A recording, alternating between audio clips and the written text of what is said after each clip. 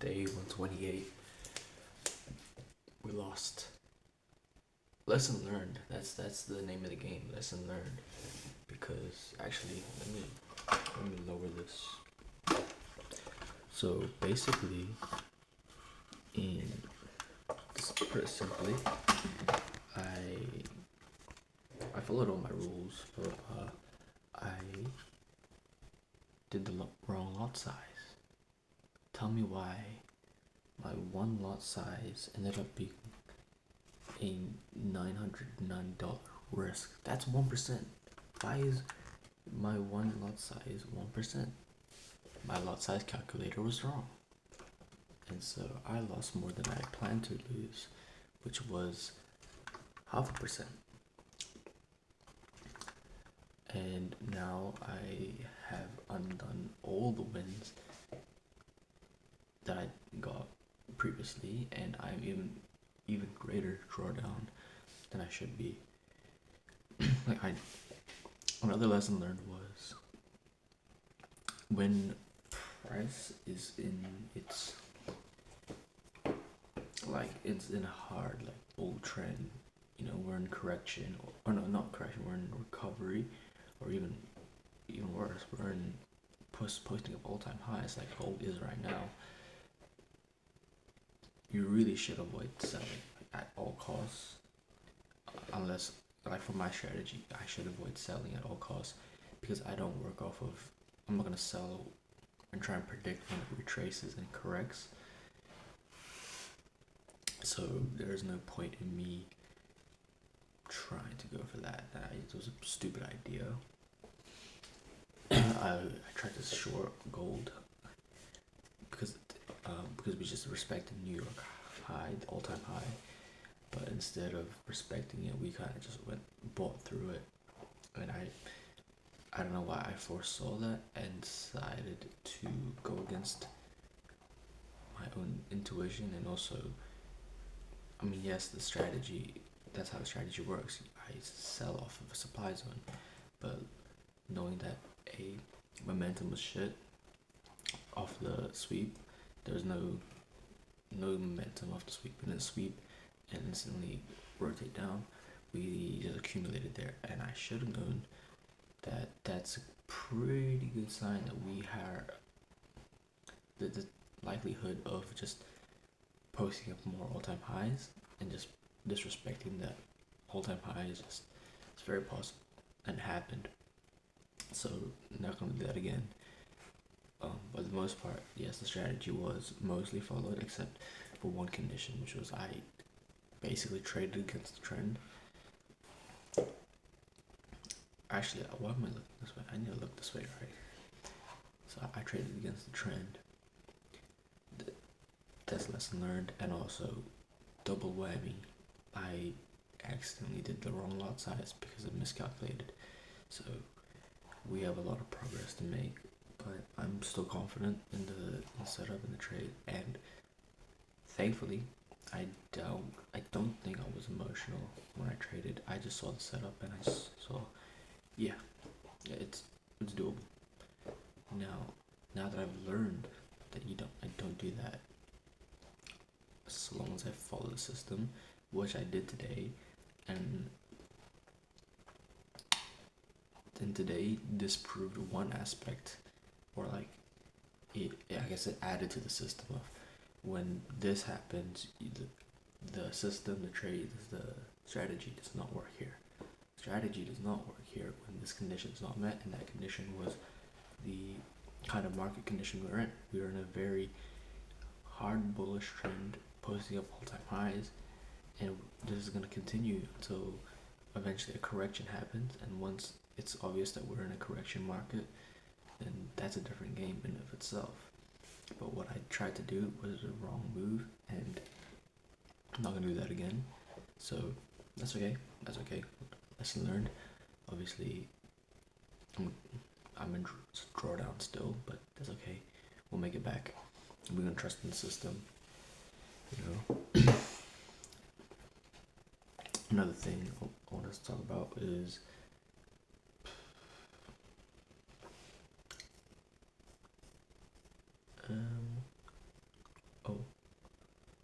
I'm gonna review that trade later tomorrow morning when my mind is fresh. I'm pretty fried right now.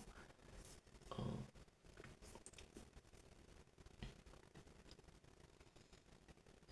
mm,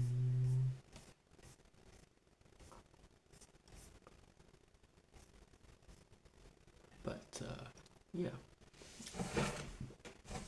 but for the most part today, I've been very productive. I had an appointment that took up a lot of time because of traveling. I don't have my own car, so I drive my mom's car to the gym, and obviously it's the appointment's in the day. She has work.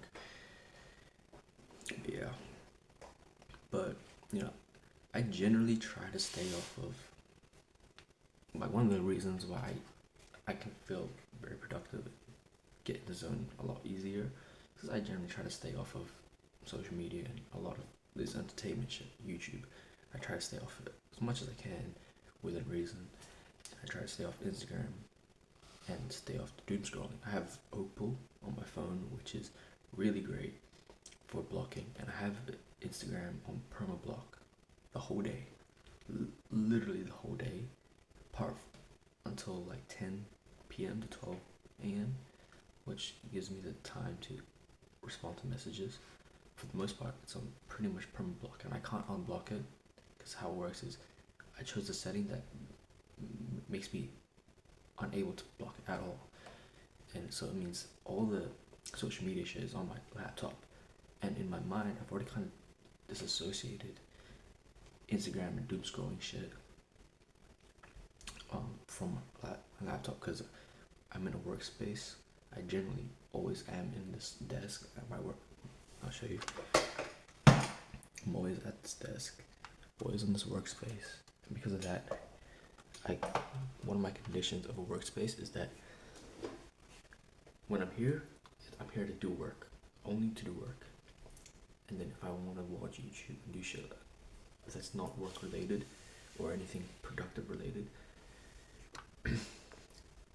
anything that's like, I don't know, shopping online, or I don't know, if I want to go on Instagram for more than just messaging, I'm gonna move the laptop away. I'm gonna sit at that table behind me, the dining table. That way, it mentally keeps the spaces separate in my head. That I'm sitting at this desk, it means I need to lock in. I'm sitting at that table, I don't need to lock in. It creates a literal separation. And one of the great things about not consuming so much social media and all that is you really stay uninfluenced by a lot of things that you see. And I noticed that because before I decided to make this venture into like social media and building a following, which I haven't started yet because the phone hasn't arrived, so I can't start like filming. But you know, the reason why but the thing is, when I started going into this, obviously I started having to see more social media shit when I studied their other creators' content, and that in itself already influenced my mind. Imagine when you doom scroll and you just see so much information overload, and you get influenced so easily. I know people who are so easily influenced by what they see on Instagram, and not to say that I'm perfect and I never have been influenced. I have been. Everyone has been, but some people more than others. And the reason why is they consume so much of it. I noticed that because before I started going into social media, I was off social media quite a lot. Like, I would try my best. I would have Instagram blocked. I don't read the news. I only read economic news that's related to trading. So I only read macro news. I don't doom scroll. And if I watch YouTube, I literally watch the same two things. It's Rotten Mango True Crime podcast. It's this Plat Chat Valorant podcast. It's Valorant VCT news. I don't do anything. I don't do anything. So I stay off of that, all that shit that could influence me. But I noticed, started using Instagram, all of a sudden my reels is full of all these 20-year-olds, 18-year-olds who are rich, successful. The top 1% of kids my age who are extremely successful, the outliers. And yet they, because it gets, the algorithm pushes that shit, keep pushing that shit. These outliers become the norm. So let's remind ourselves over here that these kids who have high-rise apartments, and regardless of if they're fucking gurus selling courses and shit, or if they made their money legit, they are technically top 1%. And the social media does this thing where the algorithm obviously is gonna push forward what gets views, and if what gets views is this really top 1% outlier shit, like it usually is, alright, it usually only pushes outlier top performing content. So obviously you're gonna see these outliers and keep seeing it, and you're gonna forget that these guys are outliers. Not to say it's not possible, it's definitely possible, but this is not the norm. But social media is making us think it's the norm, and that's why this saying in our generation is that 20 is the new 25. By 25, back then you'd be married and have kids and a family, and you buy a house. 20 years old now, you're having fucking Porsches, have a high-rise apartment. Obviously there's different goals. 20-year-olds don't want to start families anymore, but the success now is that you're gonna have to have a high-rise apartment, you're gonna have 6-figure income, or have your own startup, or all these fancy cars and all this shit, and be very successful at 20 years old. 20 years old. I'm not saying it's not possible. It's very possible, and it's like there's two sides of it, because I do think that the good thing is that yes, it pushes people to push harder and really go for the impossible. It breeds ambition, but also there's the other side of the coin is that it not only breeds ambition, but it breeds this anxiety, this pressure to really do something, and that if you haven't done something by age 19, 20, 21, you're a fucking failure. And I think that's sad. And you look at me now, you say you're a hypocrite, and I would honestly, I might have to agree, because I'm 18 years old. I've moved to a different city, different country, and in the hopes of making 5 figures a month, 6 figures a month, and eventually 7 figures a month. And yeah, you might eventually see me with nice cars and living in a nice place, but obviously I have my ultimate goals are, yeah, they're family based, but don't be surprised if you saw me in that shit.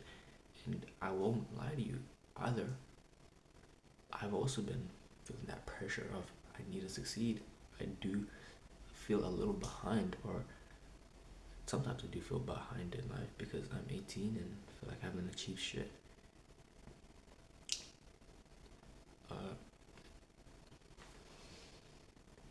Like, you know, but let me remind you guys that you're never behind in life because it's your life. So who are you behind? Who are you behind? The only metric is personal, and that's probably one of the reasons why I haven't felt the pressure as much, is because a lot of the goals I have are, I only focus on myself. I talked to my mom about this. She knows me pretty well. She knows my ambitions, and she sometimes every now and then brings up other successful people. She loves to bring up Warren Buffett. I don't know, grandma stuff. I'm jokes, but like, yo, Warren Buffett just did this, son, anak, Warren Buffett just did this, and I'm like, cool. And I just had to be straight with her, like, Ma, I honestly could not care about what other people do, because it does not concern me, doesn't affect my life, and I'm focused on what I do and what I want to do and what I want to achieve. And I think that's one of the reasons why I haven't felt like I've really succumbed to this pressure of, I'm 18, why don't I have my own startup? Why am I not a founder? And it's probably because of this. You know, I kind of just care what I do, you know? And, you know, all these nice things, obviously, they will be cool, and I do want to achieve that. I'm just not gonna lie, I do want to achieve that. But that's not the basis of my ambition, it's not the basis of my goals. So you're never behind in life. You're behind in life when you think about others, when you think about other people's lives. Because that's not your life. So that's someone you can be behind. But if you're behind, but if the only life that you're concerned about is yourself and your own aspirations, then how are you ever behind? You know, you're behind, you're only behind if you haven't achieved it yet. You're only behind if you're not progressing.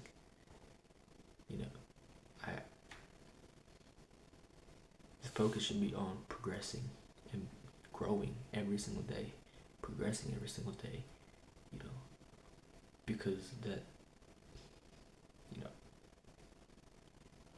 that would bring fulfillment regardless of if you're actually behind in life, so objectively behind in life, what or not. So yeah, I thought about it. You know, shit's getting crazy. Shit's getting crazy. Our generation, Gen Z, is so different to what the past was, and it really is uncharted territories. You know, I saw a study. You've seen multiple studies. I think everyone in the world knows just that Gen Z has like the highest proportion of kids who are just who feel continually anxious, stressed, or overwhelmed, depressed kids, and it's fucked up. It's fucked up. Like I've had my moments where I felt stressed. I'm blessed. I'm blessed to have never been in the position where I really felt anxious about the future or nervous all the time. I'm blessed to be a person who is very self-assured and really trusts in the plan, trusts in the process, trusts in himself, and obviously trusts in God first and foremost, you know. But I'm blessed to be this way, and I'm blessed to be a person who enjoys the process, enjoys the work that he does, and enjoys the idea of progressing, and enjoys progression in general, and the act of progressing no matter what, even if it's small steps.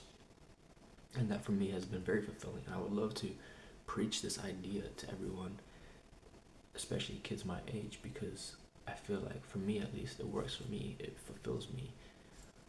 Obviously there are people who are very fulfilled by just relaxing in life, but you know, you do to each their own. But I want to preach this message, and I would love to preach this message and hopefully help kids my age and kids younger. I know I wouldn't have a huge effect on the world, just millions of kids my age, and imagine if 60% of them feel very anxious about the future and all that, and are, I guess, inclined to have a lot of mental health struggles. But you know, yeah. So who knows? Maybe one day I will have the fucking Ferrari and high-rise apartment, and I can travel to Bali and Japan and all these places on a whim, soon. Sorry, I said maybe, but I will. If I'm not dead, I will. It's because I won't quit. And because I won't quit, I won't. Success is inevitable. So, yeah. But at the same time, I enjoy what I do, and I really try to intentionally live the life and do the things that actually make me feel fulfilled. So why I enjoy running, and I enjoy working out, I enjoy being active. So there have been many days I've just been working out twice a week. I go to the gym, I do my morning run obviously, and I go to the gym later in the day, might run again, and I enjoy it. I just enjoy doing it. So I feel very fulfilled. I feel fulfilled when I work hard and make progress. You know, so these are all fulfilling things in life that I do and I enjoy. And there are other things in life that would fulfill me. So, yeah.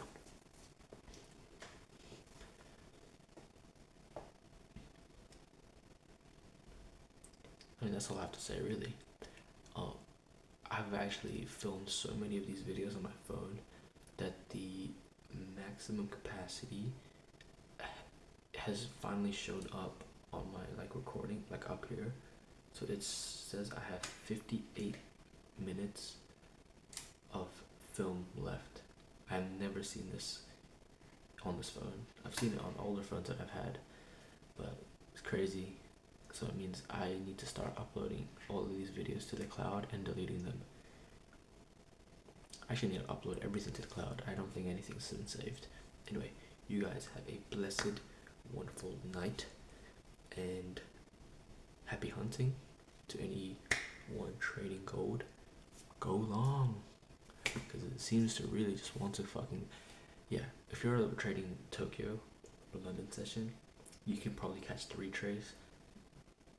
If not, yeah, you're probably just gonna catch the retrace. New York might be a more continuation of this bullish trend if it doesn't consolidate. I hope that tomorrow I don't try to short gold at all. I will literally only be looking for longs. So if we hit demand zones, if we get set up for demand zones in New York tomorrow, we can hit longs, hit some banger trades, and have the potential, because we legit have so much bullish momentum on our side, even if we're in consolidation or in a retrace, that if we hit a demand zone as a legit perfect setup to just go long. Anyway, I don't know why I kept going. It is 2 a.m. I'm about to head to bed soon. You guys have a wonderful, blessed night. And yeah, see you guys tomorrow. Peace. Also, tomorrow's video is going to be much shorter. I'm not going to be talking about shit like this again. So, goodbye.